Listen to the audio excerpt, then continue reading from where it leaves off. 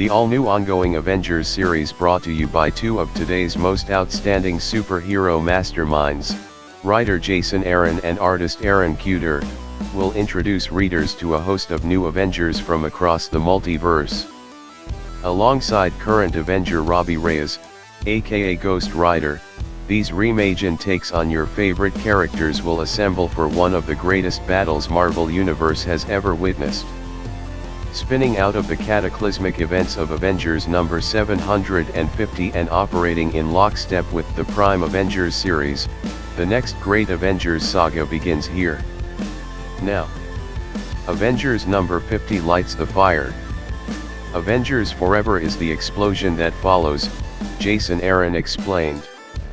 A slam-bang supernova of a megabomb that sends shockwaves across all of reality, to Earth after Earth that's been defaced by the new multiversal masters of evil, to the ruins of Asgard at the end of time, to an Avengers tower that sits atop a bedrock of fallen gods at infinity's end.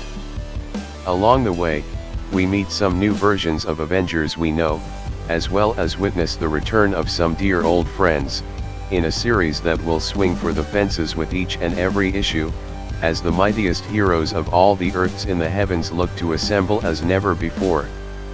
Completely stoked to be working on Avengers Forever. In space no one can hear you scream. In alternate realities, no one can tell you that doesn't fit with continuity, Kuder said.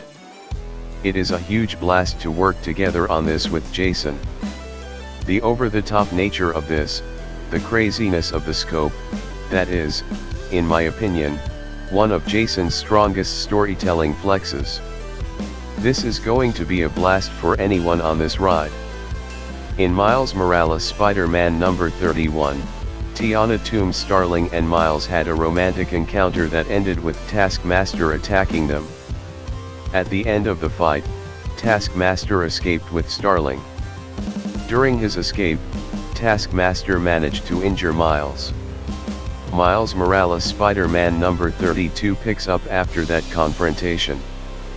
The book opens with Tiana thinking about the first time she used the wings that her grandfather Adrian Toombs made for her, using the memory to help her while she's restrained in Taskmaster's base. It's here we get a look at Taskmaster without his cape and hood. Starling soon asks Taskmaster why he hasn't just killed her, and he explains his goals, clients very particular. Wants you alive. We're in your wings. Delivered at a precise time. And thanks to the trouble you and your boyfriend gave me, we're already running behind. Despite being asked, Taskmaster does not reveal who hired him. The comic then flashes back to Miles, who tries going after the duo. However, due to the injury he sustained, Miles plummets to the ground.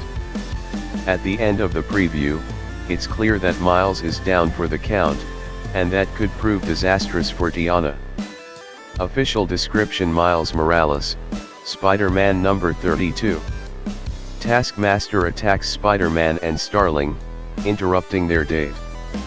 Miles must race the clock to save his date and his own life against one of the most dangerous villains in the Marvel Universe. Plus, the return of an old friend, Ironheart. The latest brand new poster for Spider-Man No Way Home shows the web-slinger facing off against a new, but familiar adversary, Doc Ock's tentacles. The poster is very similar to the one that leaked online a few days ago, but with a few intriguing additions. Dr. Octopus tentacles can be seen reaching for the web-ed, but we also get some obvious teases for Sandman and Electro, as well as a, very small, glimpse of Gabi on his glider. It's obviously difficult to make out many details, but the villain does appear to be wearing the same armored costume he donned in Sam Raimi's original Spider-Man. We have heard there will be some significant alterations, though, so perhaps this is simply the studio's way of keeping his final form under wraps for a while longer. Be careful what you wish for, Parker. Writer Tom Taylor is prepping a double shot of new DC annuals for release on November 30th that will take him and a whole host of artistic collaborators on a tour from Metropolis to Gotham City. As the writer of both Superman Son of Kal 2021 annual and Nightwing 2021 annual, Taylor is taking the reins on a sort of world's finest style twofer of legacy heroes in John Kent and Dick Grayson. First up, Superman, Son of Kal 2021 annual will put a new twist on one of the most classic rivalries in the DC universe, depicting a clash between John Kent and his father's arch-enemy Lex Luthor. The issue is drawn by Steve Pugh and Clayton Henry, with covers from Pugh and John Timms. Superman vs. Lex Luthor. It's a conflict we know so well. But this isn't Lex Luthor's famed nemesis, Taylor explains of Superman Son of Kal 2021 annual. This is a new Superman and a new dynamic, and that's where the fun begins. Lex Luthor is used to having his way, but John Kent plays by different rules. Old power clashes with new for the soul of Metropolis. Then, in Nightwing 2021 annual, drawn by Kian Tormey and Daniel HDR with covers from Nicola Scott and Max Dunbar with Hi-Fi, Nightwing will team up with Jason Todd, Dick Grayson's successor as Robin and the current Red Hood, to hunt down someone who is framing Jason for murder. The issue will also feature a backup story showing a flashback team-up between Grayson and Todd, right after Dick took on the identity of Nightwing, leaving Jason Todd to become the new Robin. Man of Steel on a restored version of Lobo's homeworld of Zarnia. There, Superman engages in yard work and converses with Dr. C. Medea Flick, who was introduced in issue number 1 as a biologist and wildlife photographer who studies the survivors of extinct species, a classification that both Superman, as the last son of Krypton, and Lobo, as the last son of Zarnia, happen to share. Superman quickly tells Dr. Flick that he doesn't think much of Lobo, however, emphasizing that the so-called main man is the worst person I've ever met, and I regularly have to spend time with Lex Luthor. Superman adds that even Darkseid has more of a moral code than Lobo. Official description for Superman vs Lobo number 2. Superman and Lobo's dreams come true. But maybe it's not always best to get what you wished for. When the godlike alien Numan brings the planets Krypton and Zarnia back from the grave, he makes a terrible error and puts Superman and Lobo on the wrong home planets. Now each must find their way off the resurrected worlds that seem to be their worst nightmares come to life. The preview shows Gordon traveling to Majorca, Spain, the supposed hideaway of the Joker. Accompanying him is Vengeance, a clone of Bane who formed a shaky alliance with Gordon in issue number 8 and agreed to kill the Joker for him. As the unlikely duo drive along the island, Gordon ponders the pain that the Joker has caused in his life, referencing multiple events in Batman continuity, including the crippling of Barbara Gordon in Batman, the Killing Joke and the Joker's murder of his last wife, Sarah Essen, in Batman, No Man's Land.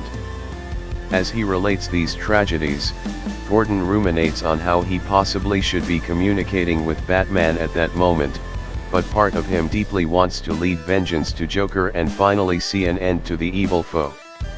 As Gordon and Vengeance embark on their dark mission, Barbara Gordon and Julia Pennyworth also unearth a shocking connection between the Joker and Santa Prisca, the dictatorial island nation behind the creation of not only the drug Venom, but also Bane and Vengeance.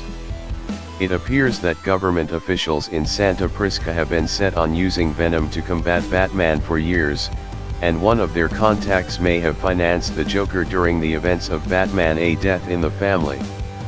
During that iconic storyline which resulted in the death of the second Robin, Jason Todd, the Joker purchased a cruise missile and nearly committed mass genocide on an international scale.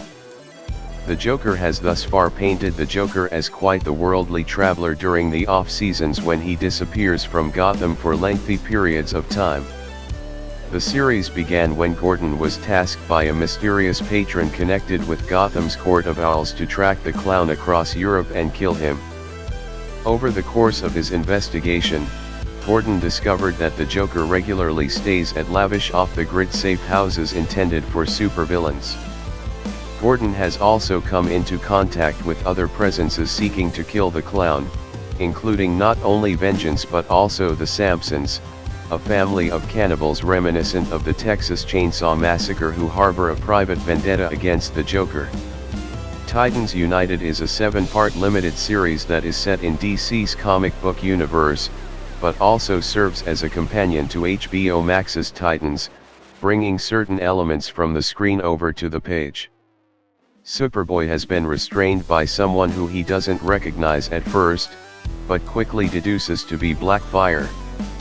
"I prefer Commander. But I'll forgive you, just this once," Blackfire says. "You intrigue me, little Kryptonian." Blackfire then kisses Superboy, who is taken aback by the action. Nevertheless, Superboy declares that he is not a Kryptonian, though Blackfire deduces that he isn't exactly human either. When the Tamaranine asks if Superboy is the best of both worlds, Superboy says, "No, the worst." Official description for Titans United number 3. Raven, Red Hood, and Donna Troy are on the trail of cold-hearted killer Lady Vic. How long before bullets start to fly? Meanwhile, Connor Kent has a close encounter with Tamaranine royalty. But with his powers lost, can he survive? And Beast Boy? All Beast Boy wants to do is enjoy his milkshake in peace.